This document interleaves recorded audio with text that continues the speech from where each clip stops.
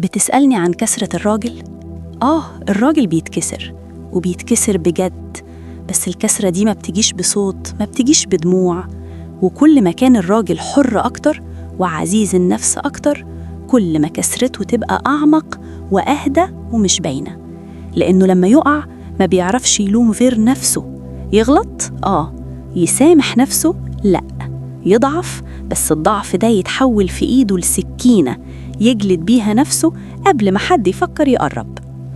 كسرة الراجل ساعات تبقى جيب فاضي ونظرة زايغة وعين مش قادرة تبص في وش ولاده وتسألهم عايزين إيه، وهو من جواه عارف إن السؤال أكبر من قدرته وأكبر من اللي في إيده.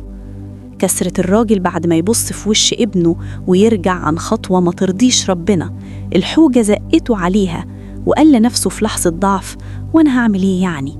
وبعدين يفهم فجأة إنه كان ممكن يبقى زي ناس طول عمره شايفهم غلط، ويكتشف إن السقوط مش دايما فجأة، ساعات بيبقى خطوة خطوة.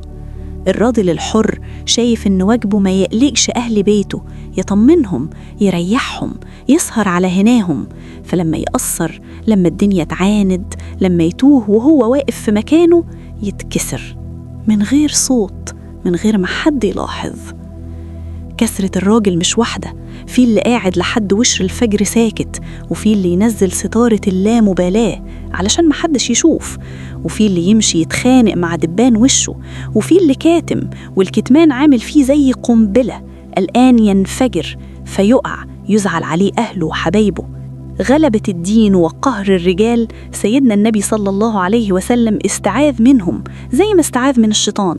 وانت جاي تسألني عن كسرة الراجل؟